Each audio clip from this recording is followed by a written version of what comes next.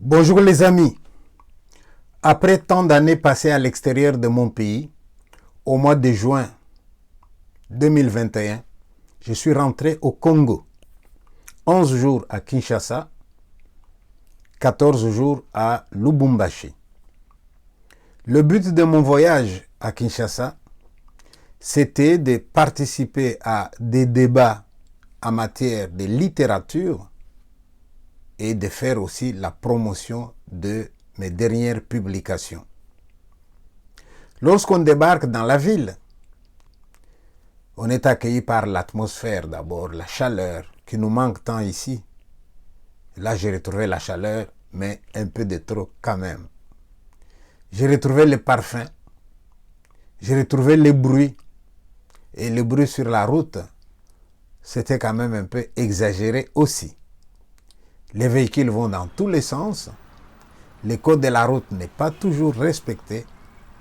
Je me demande si moi, je pourrais un jour conduire dans la ville de Kinshasa. Malgré tout ça, chez nous, c'est chez nous. Un jour, 2 jours, 3 jours, on finit par s'acclimater.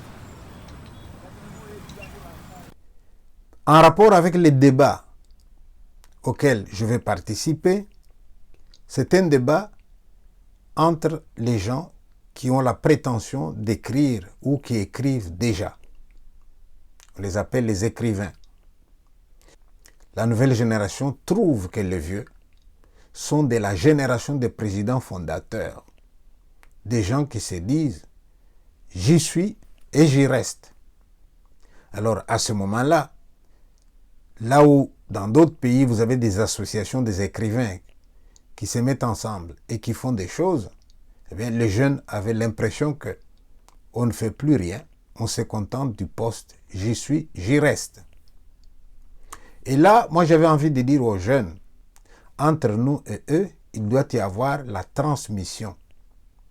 Transmission pourquoi? Parce que le jeune a beau avoir du dynamisme, le jeune a beau vouloir écrire, mais quand il a écrit, il doit savoir que du texte au livre, le chemin est long. Vous avez écrit votre livre, c'est bien, il vous faut un lecteur. Vous avez trouvé un lecteur, oui, il vous faut un éditeur. On vous a édité ou vous vous êtes édité vous-même à compte d'auteur, il va vous falloir un diffuseur. Et le diffuseur, est-ce qu'il a des libraires?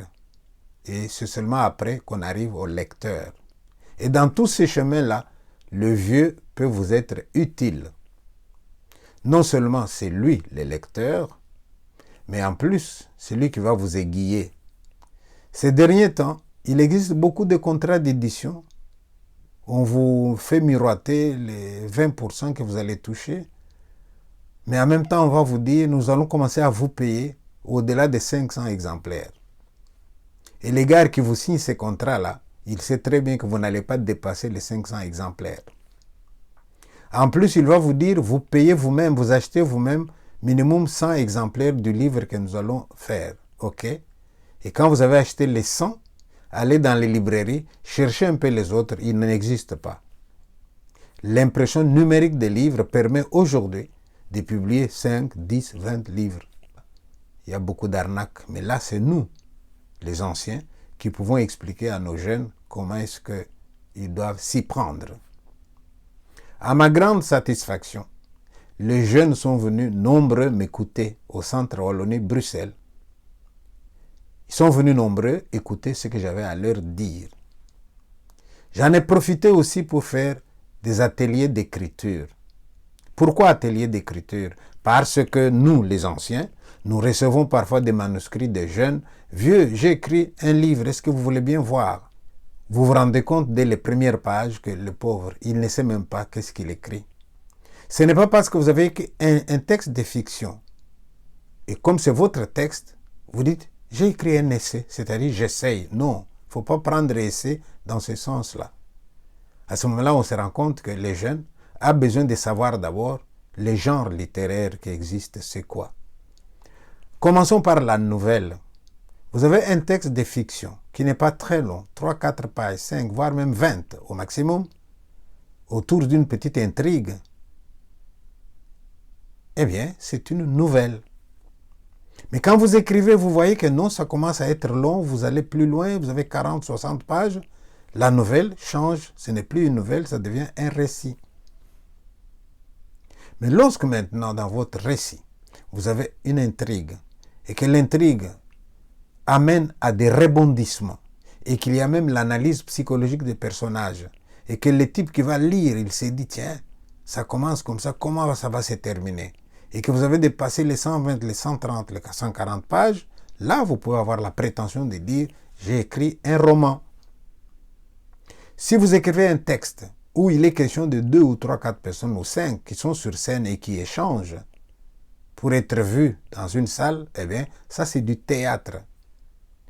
Si vous voulez faire des textes courts, mais avec rime, avec musicalité, avec des mots bien choisis, c'est de la poésie. Vous pouvez vouloir écrire un texte sur votre vie, c'est une biographie. Vous avez un autre genre littéraire qu'on appelle le journal. Souvenez-vous du journal le plus célèbre, parmi les plus célèbres, le journal de Anne Frank, cette jeune juive qui, derrière sa fenêtre, décrivait ses sentiments par rapport à la guerre qui s'est passée à l'extérieur, par rapport à l'extermination des Juifs. Ça, c'est un journal. Donc, première chose, c'est de savoir qu'est-ce que vous voulez écrire. Vous avez aussi le genre épistolaire. Imaginez-vous que vous avez échangé des courriers avec une personne que vous aimez et qu'au bout des comptes, vous avez plus de 100 lettres. Et vous regardez, c'est très bien écrit. Mais si ces lettres tournent autour d'un sujet qui peut intéresser les gens et que vous décidez de les publier, oui, pourquoi pas? Nous appelons cela le genre épistolaire. Il y a une dame qui est connue, Madame de Sévigné, elle est connue pour ses lettres. Ça, c'est des choses que je dois expliquer aux jeunes. Mais une fois que vous savez déjà distinguer les genres littéraires et que vous savez dans quel domaine vous vous engagez, maintenant il faut savoir écrire. Un autre chapitre que j'ai expliqué aux jeunes au cours de mes ateliers d'écriture, c'est les signes de ponctuation. C'est un chapitre que les gens ont tendance à négliger alors que c'est très important. Vous savez très bien que à partir du signe que vous mettez au bout d'une phrase, on peut traduire des sentiments différents. Vous avez 3 mots par exemple, papa, le verbe être et puis là. Mais quand vous écrivez papa est là et que vous mettez à la fin de ces 3 mots-là le point d'interrogation, même la manière de lire va être différente. Ça sera papa est là, c'est une question. Mais vous mettez à la fin un point. Papa est là, vous constatez, c'est neutre, papa est là. Mais si vous mettez un point d'exclamation, papa est là, ça peut vouloir dire vous êtes surpris, vous faisiez peut-être quelque chose de mauvais, là vous avez peur, papa est là. Mais tout ça, il faut maîtriser pour pouvoir bien exprimer ses sentiments. Et une fois que vous avez écrit votre texte, moi je conseille de le mettre en jachère, de le reprendre plus tard.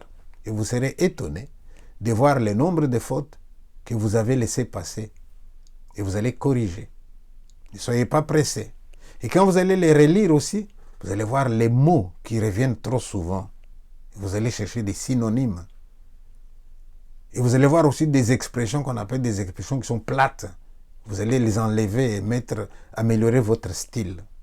Et une fois que votre livre est terminé, le lecteur vous dit c'est bien, eh bien, là vous allez voir maintenant un éditeur qui lui a ses lecteurs aussi. Et les lecteurs peuvent soit vous donner des conseils. Les lecteurs peuvent aussi dire non, c'est pas bon. Ils peuvent dire tout à fait, c'est bon, on va publier. À ce moment-là, il y a la phase du contrat avec l'éditeur. Vous lui demandez le contrat, vous le lisez et vous le faites lire par quelqu'un qui a de l'expérience pour ne pas vous laisser rouler. Et une fois que tout ça est fait, voilà, vous allez publier votre livre. J'ai été aussi dans des écoles où j'ai fait des conférences. Et j'ai vu que j'étais bien accueilli. Finalement, ce fameux conflit entre l'ancienne génération et les jeunes qui commencent aujourd'hui, moi je ne l'ai pas vu. Et l'accueil était tellement bien que les jeunes, pour me féliciter, m'ont même remis un prix que je vous montre là. Mais attention, je ne suis pas le seul qui va trôner désormais dans la bibliothèque de Wallonie-Bruxelles à Kinshasa Ce n'est qu'un début. On met mon tableau et on mettra les tableaux des autres. C'est un bon signe, ça montre que il y a comme une histoire de la littérature. Moi, je n'ai pas commencé, vous n'avez pas commencé non plus. Il y en a qui ont commencé avant nous. Alors, on raconte ceux qui ont commencé, et ceux qui ont continué, et ceux qui font le travail aujourd'hui. Je trouve que c'était une manière de reconnaître nos mérites, et ils m'ont donné même ces prix-là. Et je les remercie pour ces prix. Un chapitre très important qui était aussi à la base de mon voyage, c'était de montrer aux jeunes ce que j'avais fait comme travail ces derniers temps. Je me suis préoccupé de fournir à la jeunesse congolaise des manuels scolaires dans le domaine qui est le mien. Je souhaiterais que notre pays, au niveau du ministère, on puisse quand même penser un peu à une littérature promotionnelle. Et si les éditeurs sont aidés, ils ont des moyens alors pour publier les gens. Une autre fois. Merci. Ciao.